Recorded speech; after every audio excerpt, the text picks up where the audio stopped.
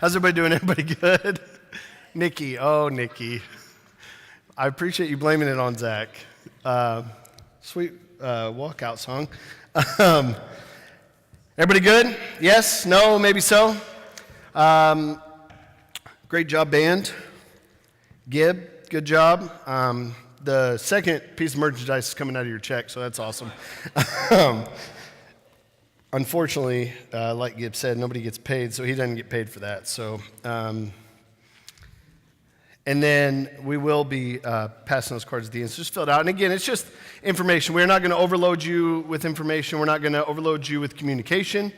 I absolutely hate that myself, so I would never do it to anybody else. If I get some sort of promotional email or something, it's first thing I do is scroll to the bottom and look for where that's at. Although I did have one email that I kept getting from a company, and every time I hit unsubscribe, it would take me to a 404 page not found. And I was like, it's genius that they are saying that they will let you unsubscribe, but you can't. And then, does that button work on the top, on the iPhones in the mail? Does that work for anybody where it hits unsubscribe and apparently sends them? I've never had it work, although I do it every time, just stop sending them. So that is not what we will do. It's just for us to have information. Then when big things come up, just to remind you of them. Like, for instance, in June, we have a citywide outreach that we're going to be a part of. We're not going to be sending them, once a month for men's things and any girls, things like that. It'll literally just be anything that is big, but then also if you need to personally be reached, that we have that information. So that's the only reason. I just wanted to clarify what that was. You're not going to be getting an email every day. I can promise you that. So how about the weather outside? Come on, finally.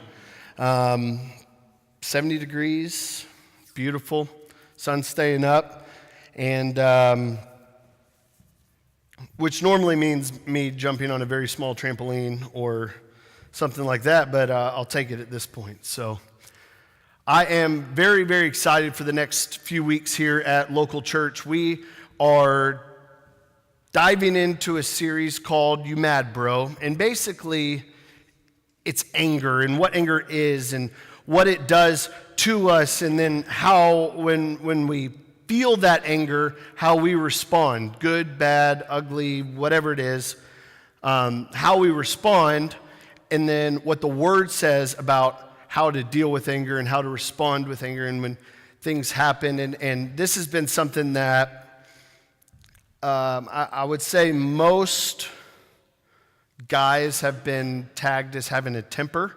So all that says to me is girls are better at hiding it than guys, because we all deal with it and we all have to process through the scenario where something happens and then you then get the feeling or the emotion of anger, and then how you respond with that in a good or bad way. So again, I'm very excited for this because it's something that I think we all need to hear. It's something we all need to work on. It's one of those things I don't think you can ever be perfect at it.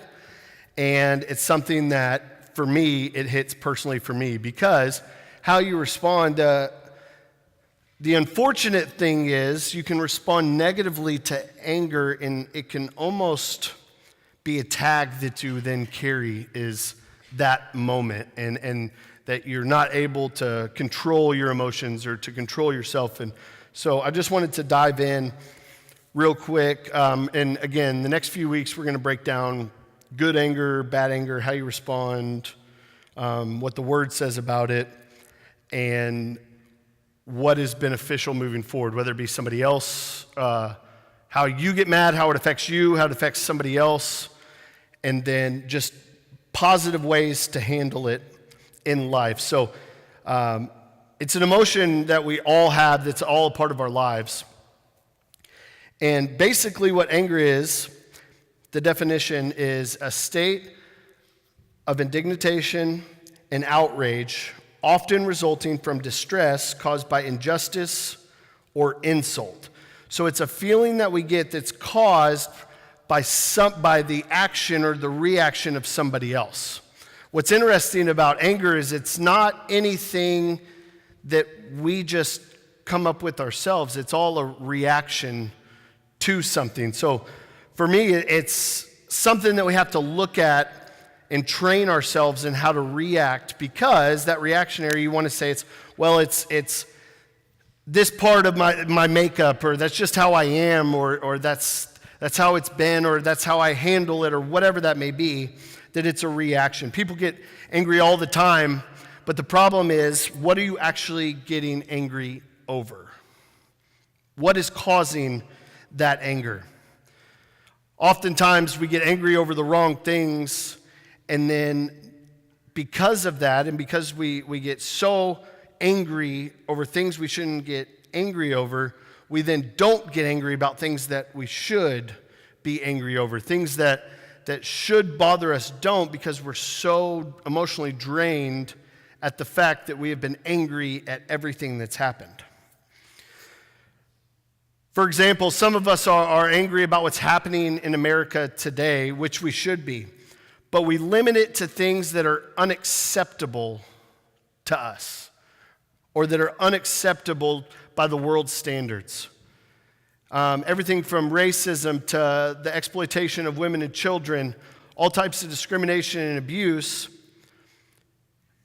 we get angry over, in which we should, but then we don't get angry over things that angers God. We get angry over what we feel like is wrong, or what we feel like we should be angry towards, but then we use so much of that we don't see what angers God, and we're not after his own heart in that. The scripture affirms that God's righteous anger against sin, so we too should be angry we should be angry at sin against God. And I think it ties very, very well into When Kingdoms Collide and the whole series that we did, and living out our convictions, but doing it in a place of love. I think that there's a way that you could be angry at something, but not at someone. And too many times we direct that anger towards the wrong person, or we try to pin it or use a scapegoat, and in all reality, it either shows a deficiency in ourselves, or we're not angry at at the thing that's causing that person that we're then angry towards. So as we dive in, let's begin with the first example of human anger. And it's the story of Cain and Abel, the first two brothers on earth. So let's read Genesis 4. We're going to read chapters 3 through 7. For those of you that are new, just turn all the way to the left. Go a few pages up, you're there. Did anybody grow up in kids' church or Sunday school and the sword fights? You know what I'm talking about? Where they would say a scripture and you'd have to find it real quick. I was the worst. I even had tabs, and I would be reading, and then you would start singing the song that we all knew for the list of the Bible books, but that's pastor's kid problems right there. So let's read Genesis 4, 3 through 7.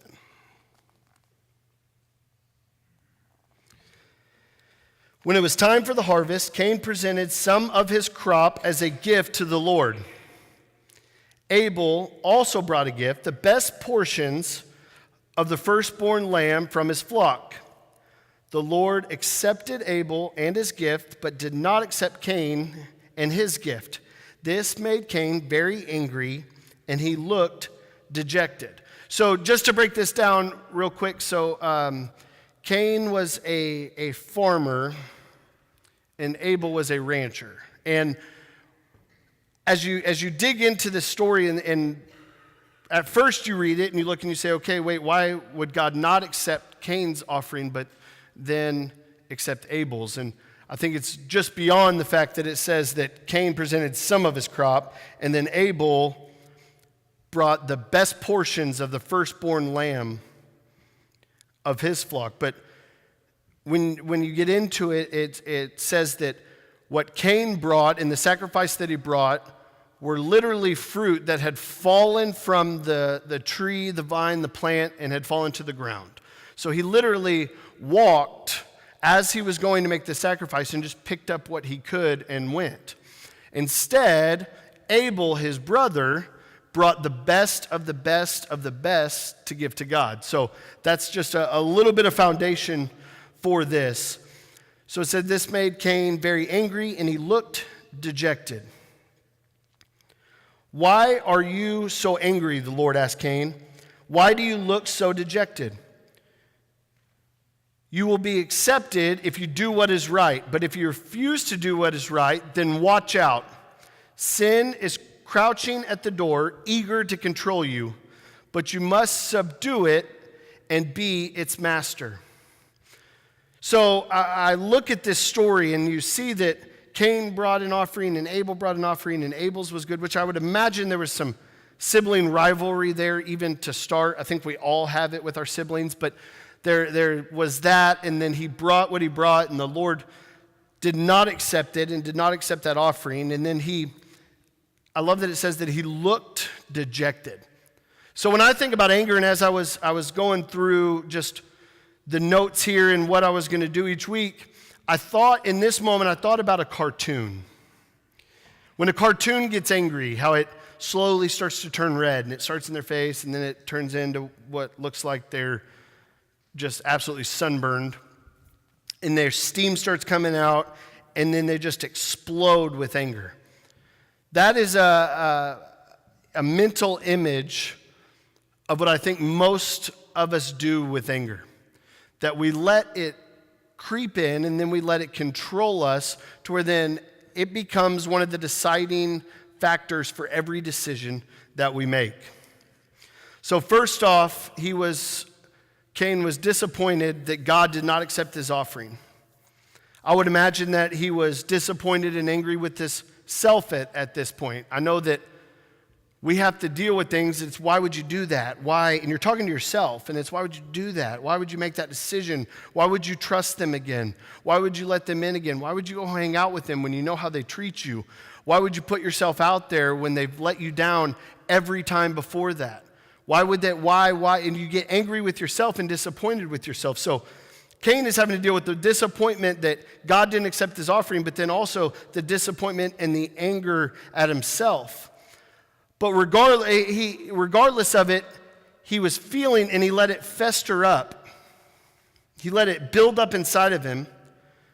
And his brother became the reminder. And this is the hard part, is we pin our shortcomings, our downfalls, our things that make us angry. We try to pin it on other people to make ourselves feel better. But the issue with that is when you pin that anger on somebody else and they're the cause of that anger, every time you see them, you are reminded of that anger. You're reminded of that moment.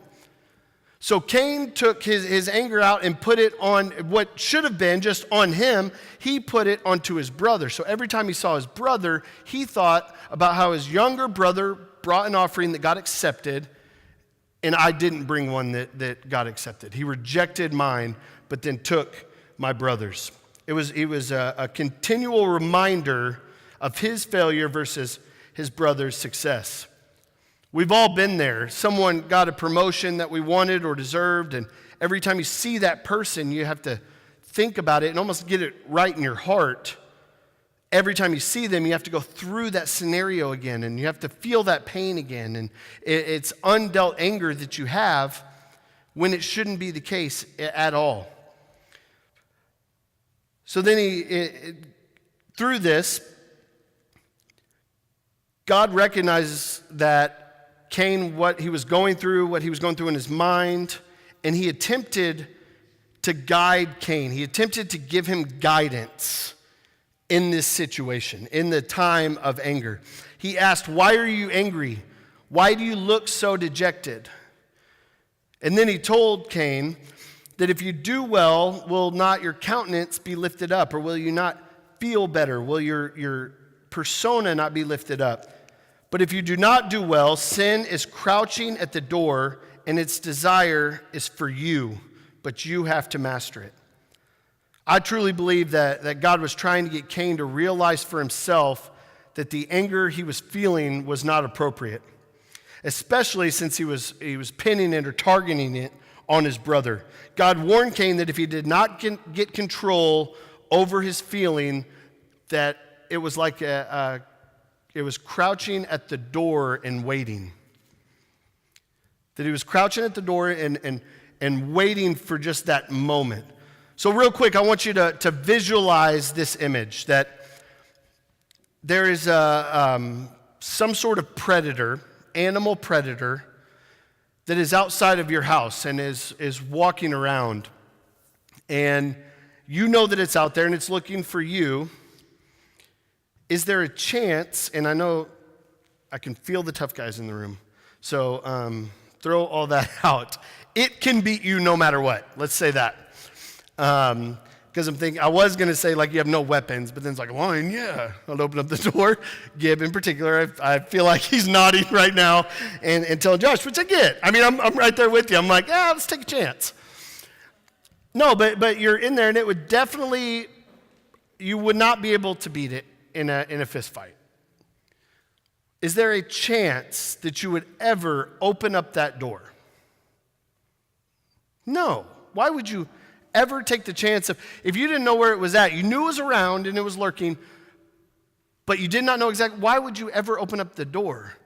So I ask you, why would you ever open up the door in life by unresolved or uncontrolled or misdirected anger to let that sin come in and overtake you? God goes as far as saying that he needs to learn to master it and be its master because its desire is him. He was telling Cain that his anger was an open door to sin.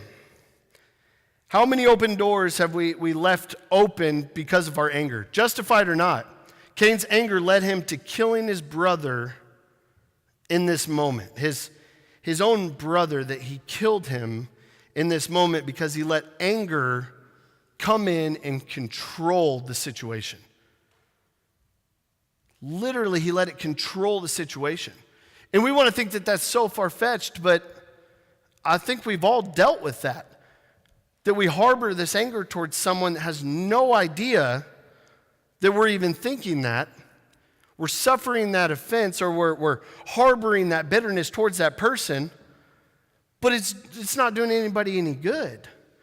You're just going to continue to stay angry for no reason. And here's the hard part. I think a lot of times we pin that anger on other people, again, to make ourselves feel better. Oh, it's not me. It's this person. No, that's just to make you feel better. You are the one dealing with that anger, not the other person. 1 Peter 5:8 says, "Stay alert. Watch out for your great enemy, the devil. He prowls around like a roaring lion, looking for someone to devour." Looking for someone to devour. He is the enemy walking around, waiting for that cracked door, waiting for that door to open. I know that if there's a place that you just kind of get in that stagnant place, or it doesn't feel like anything's working out, or what you're doing is not resulting what you want it to, I would venture to say that if you went and looked, there would be some open doors that you had in your life where the enemy has a place to come in and steal your joy, or come in and make camp. You have to be self-aware enough to understand that there are open doors and figure out where those doors are open and shut them. And I think anger is a huge one of them, because anger is the one thing that we let last for years and years and decades. I mean, generations that, well, we don't like them because my family doesn't like. It's like, how is that helping anybody? How is that good for anybody? So then I ask, what is the greatest tool that the enemy can use against you? The answer is you or me. The greatest tool the enemy can use against me is me. Because if the enemy can get you to act outside of yourself that's a powerful victory for him instead of him just coming in and doing it. Because all he has to do then is plant a seed, plant that anger, step back, let it germinate, and then let it grow into whatever it's going to grow into. But if we cut it off and we don't let that even in, then it by closing that door, it doesn't allow that to come in and even have a place. Why take a chance? Ephesians 6:12, for we are not fighting against flesh and blood enemies, but against evil rulers and authorities of the unseen world, against mighty powers in this dark world, and against evil spirits in the heavenly places. So thinking about that and thinking about the spirit, just like Gibbs said, we don't over-spiritualize anything. Some stuff is just spiritual. It's just spiritual. That's what we're fighting against. We're not fighting against flesh and blood, but against principalities and powers and rulers of the air, and that's where we have to look at it like that. So, I'll pose a question. How would you respond to a person when we are angry with them if we paused, thought about it, and chose to be angry at the spiritual force influencing that person? And I say that it's been my mindset is give people a pass. We don't know what they've been through. We want to take the immediate reaction in a situation and define that person and hold them to that. But yet, we don't know what they went through when they were kids, when they were in middle school, in high school, in college, as adults. We don't know what they've been through that has created that foundation and put them in a place to where through the lens that they see that's their reaction. But we want to hold them to where it's at. And in this moment, here's where it's at. You don't know what they've been through in regards to that situation. So what if we looked at it like that? And I get it, because you want to walk through and think, well, anybody that would anger me obviously is a demon. That's a joke, guys. Just a high and mighty spiritual being that I am, that's there. But no, if we take that out and just look, and we don't know what people are going through. We don't know the hurt that people are carrying. We don't know the issues that people are dealing with and have tried to get over and over and over, and they're just completely worn out. So their insulation is so thin that they snap back at the first thing. We don't know what they've been through. So we can be mad at the situation or the thing that's influencing them, but directing it towards a person does not work. So real quick, I'm going to talk about how anger affects us over time. Anger causes physical effects on our bodies, and the longer that we are angry, the worse the effects are.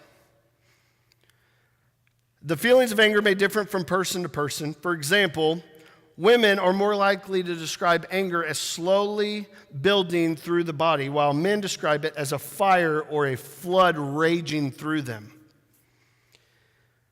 Regardless of how you deal with anger, you are always posed with a fight or flight scenario or a fight or flight response. This is your body gearing up for a fight to survive a wrong that's happened against you. In the brain, the limbic center is the part of the brain that deals with emotion, that deals with anger. It goes crazy. It wants to do something right now. And the time between what caused you to get angry and the response of the limbic can be as small as a quarter of a second. But at the same time that that's happening, blood flow is increasing to the frontal lobe, specifically to the part of the brain that's over the left eye. This area controls reasoning and is likely what keeps you from hurling that vase across the room. These areas generally balance each other out quickly. Listen to this. According to research, the neurological response to anger, whether you've dealt with it for a year, a month, 10 years, your whole life, research shows that feeling, that immediate feeling, lasts less than 2 seconds. 2 seconds. 1, 2. 2 seconds is how long that your mind has to deal with that anger without the reasoning coming in. That's why the advice of when something angers you to stop, breathe, and count to 10 is actually pretty accurate. Because that feeling of anger, that neurological response to anger lasts less than 10 seconds. Less than 2 seconds. At this point of anger, the brain shuns blood away from the gut and towards the muscles in preparation for physical exertion. Heart rate, blood pressure, and respiration increase. The body temperature rises and skin perspires. The mind is sharpened and focused. The constant flow of stress chemicals and associated metabolic changes that go with recurrent unmanaged anger can eventually cause harm to many different systems in the body. Some of the short and long-term health problems that have been linked to unmanaged anger are headaches, digestive problems, increased anxiety, insomnia, depression, high blood pressure, skin problems, heart attack, and stroke. Sounds like a headache pill commercial. It's like, you know what, I'll take the headache. I'm good. Uncontrolled anger also weakens our immune system, harms our lungs, and shortens our life. So uncontrolled anger is very dangerous to our health. The Bible also tells us this. I'm going to rattle off just a few. There's 2 Proverbs. Proverbs 14, verse 30, and this out of the Amplified. A calm and undisturbed mind and heart are the life and health of the body, but envy, jealousy, and wrath are like rottenness of the bones. Proverbs 17:22 says, a happy heart is good medicine, and a cheerful mind works healing, but a broken spirit dries up the bones. These scriptures speak to the effects of anger on the body and the benefits of a joyful, peaceful heart. So, real quick, anger is generally expressed into 3 forms, and this is kind of what I'm going to touch on the next few weeks. And I basically just put them as anger in, anger out, and anger controlled. Anger in, anger out, anger controlled. Anger in is when you turn that anger inwards. It's the method that we use of just keeping the anger in, and it causes everything that it causes. This is how I have this. I would say this is the number one way of how I handle anger, is anger in. The problem with that is we let it in, we keep it in, we bottle it up, and then things start piling up, and then things start piling up until you explode. And then it's like, whoa, react. What just happened? How did that cause that? But anger in, or keeping the anger in, like the word says in those 2 Proverbs, is not good for you. Anger out is expressing anger outwards in ways that include physical assault on people or objects and hostile verbal assaults. They describe this as the anger out. It's the powerless feeling that you have, and it feels like something else takes control. I don't even know what happened. We've all heard, I don't know what took over me. Just something happened. I couldn't control it. I couldn't stop it. That is the anger out. I believe, honestly, that Cain experienced both the anger in and the anger out. In Genesis 4:8, it says, and Cain said to his brother, let's go out to the field. And then when they were out in the field, Cain rose up against Abel, his brother, and killed him. He was experiencing anger in when he was talking with God and dealing with the disappointment of the situation. And then he took his brother into the field and expressed that anger out. Both of those are not good ways to handle anger. And then the third way is the preferred way of handling anger, and that's anger controlled. Practicing anger controlled, or dealing with anger in an appropriate manner, is the best and only way to deal with anger. And let's talk about a few scriptures that talk about this. Proverbs 15:18. A hot-tempered person starts fights. A cool-tempered person stops them. Proverbs 22, verses 24 and 25. Don't befriend angry people or associate with hot-tempered people, or you will learn to be like them and endanger your soul. Hot-tempered people, angry people, you run the risk of endangering your soul. That's severe. Let's look at that. It's not something you want to endanger. Like you might do something that could cause bodily harm. Like for instance, I used to be a part of a gang. And I appreciate nobody laughing because then it makes me feel like you really could. I get it. You could see it. You're like, oh, I could see it. I wasn't really a real one.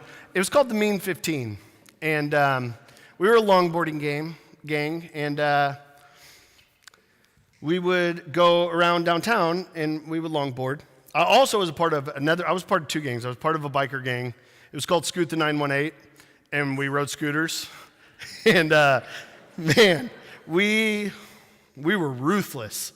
We actually had a guy that is a part of, I guess it would be a bike club is what they call it, but we went to church with him for a while. He made fun of us for riding scooters. So we picked up his bike and 4 of us got together, picked it up, and put it on top of, there was like a set of 10 stairs. And we put it up there, and that sent the message. You know what I mean? Like, we sent the message. We are not to be messed with. So, back to the Mean 15. We had a rule, just like most gangs, it's blood in, blood out. For real. Like we had a shirt that said Mean 15, blood in, blood out. That means it's official. If you have a shirt and you're part of a club, it's official. But it said blood in, blood out. And the thought was you could not be a part of the Mean 15 until you had a bad wreck on a longboard and you would bleed. I know, very deceiving in, blood out. I get it. But we would put ourselves into situations where we would cause bodily harm, and we were good with it. I once saw he might have been, how big do you think Romulus is? Like 270 maybe? Large man, 300 pounds. He was rolling out of we did parking garages down here downtown, and he was flying out of an exit, and there was a gap in the concrete, and his wheel stuck, and it stopped. But the 300 pounds did not. And I thought I lost a friend that day. I wasn't positive my man was going to make it, but he popped right back up, and he's a part of the Mean 15 because he was blood in. I'm telling you, I lived a crazy life growing up. Oh, Lord. We wear like short jean shorts, and it was fun. Proverbs. So I said all that to don't endanger your soul, okay? So don't, to be that angry person or to be that hot-tempered person or even to associate or be around them, it endangers your soul. Don't do it. Josh, you can come up now. Proverbs 29:11 says, fools vent their anger, but the wise quietly hold it back. Ecclesiastes 7:9 says, do not hasten in your spirit to be angry, for anger rests in the bosom of a fool. Colossians 3:8, but now is the time to get rid of anger, rage, malicious behavior, slander, and dirty language. All of these are scriptures that speak out against anger and speak to the outcome of anger, whether it be endangering your soul or you being a fool. It's not worth it. It's not worth carrying that anger, especially if you're putting it on somebody else. So if we were just to meditate on these scriptures, we would find wisdom. The wisdom to start asking ourselves questions. And I say that, and it's always during the altar time, I always say this is a time, a personal time.